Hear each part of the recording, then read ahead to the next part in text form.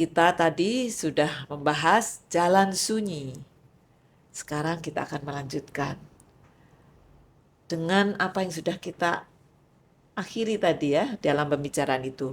Dalam pembicaraan yang lalu ada kesimpulan bahwa kita memerlukan juga inisiatif untuk membuka terobosan-terobosan baru, jalan-jalan baru yang mungkin sekarang belum kelihatan ya pentingnya, tetapi Anda sebagai dua orang ilmuwan yang bisa banyak melihat masa depan menganggap bahwa kita penting untuk membuka jalan-jalan ketiga ya, alternatif yang sekarang mungkin belum ada jalurnya di bidang pendidikan atau di bidang profesi gitu ya.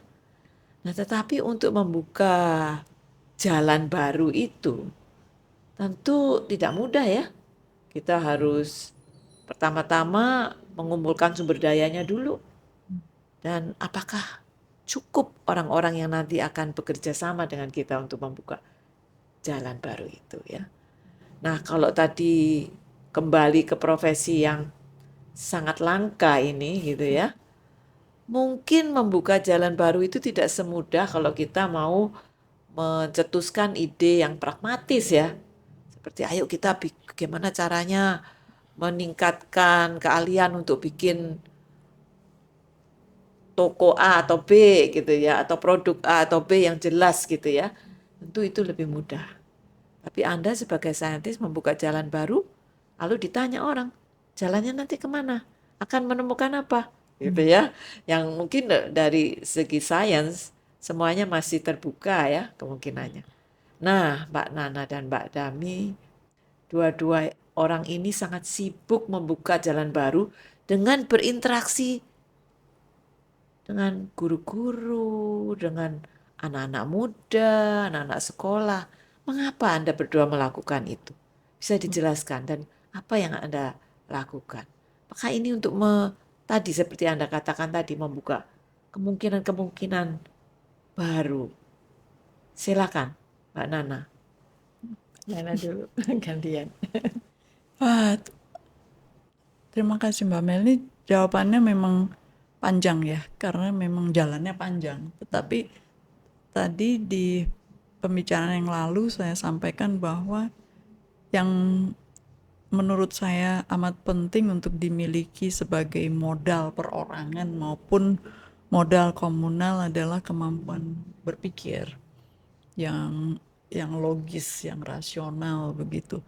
Nah, itu ternyata bukan sesuatu yang datang dengan resep, tetapi datang dengan menyiapkan konteks, menyiapkan suatu narasi, sehingga urutan berpikir rasional itu muncul, bisa dipahami dan kemudian bisa diterapkan dan mungkin direplikasi untuk konteks yang berbeda.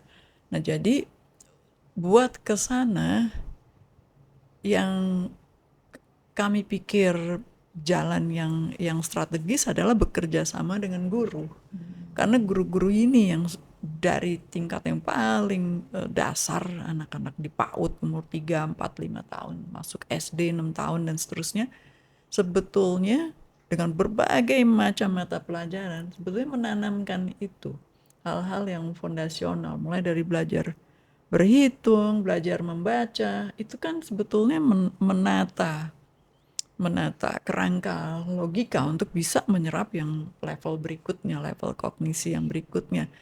Nah, eh, tantangannya adalah di Indonesia ini kualitas sekolah, guru, dengan segala macam perangkatnya itu sangat beragam, lebar sekali spektrumnya begitu. Sementara sains, teknologi maju terus kan. Jadi yang kita lihat adalah ada kesenjangan yang makin lebar antara kemajuan sains dan teknologi dengan apa yang mesti disiapkan oleh pendidikan. Nah, disitulah saya pikir kita yang utamanya sebetulnya tugasnya adalah bekerja membangun sains, membangun teknologi, mesti juga turut membangun, membersamai guru, kalau kata kerja yang baru sekarang, membersamai guru, agar mereka selalu tersambung dengan kemajuan-kemajuan terkini, menghasilkan konteks-konteks baru di mana yang fondasional tadi itu terbentuk dengan kokoh, dengan sudah ada pada level yang sekarang maju, begitu mungkin. Waduh, padahal itu bukan hal yang mudah ya.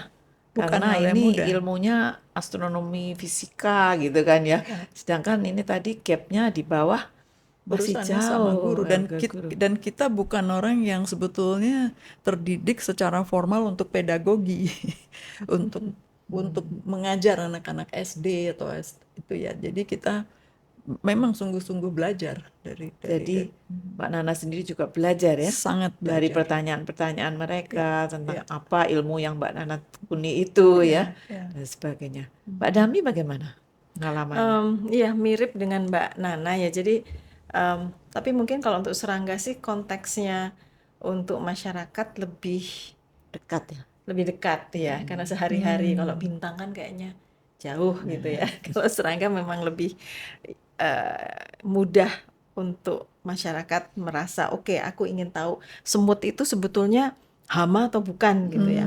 Tapi itu sebetulnya kalau dilihat flashing back ya, jadi kenapa sampai membuat jalan itu gitu ya. Ketika melakukan penelitian di Gunung Halimun, ke Gunung Salak, dan banyak sekali masuk ke desa-desa yang sulit dijangkau gitu ya, melihat ada SD-SD di sana ya, ada guru, kemudian kita melakukan penelitian, tapi terus melihat ini sekolahnya kok kayaknya pelajarannya mungkin ya mereka masih kurang ya alat-alat lah ya untuk bisa lebih memahami tentang biologi dan sebagainya. Jadi kemudian tertarik untuk membantu guru-guru di situ, membangun perpustakaan desa, menjadi bagian dari masyarakat yang bersama-sama dengan guru-guru itu bagaimana ya memberikan inspirasi lah gitu ya kepada anak-anak di desa-desa di gunung-gunung gitu. Kalau mau dikatakan bahwa ini pekerjaan tambahan ya iya. Orang tugas kita kan memang mengembangkan ilmu itu tadi, mengembangkan sains, kemudian mengajar mahasiswa, bukan SD di gunung mana gitu.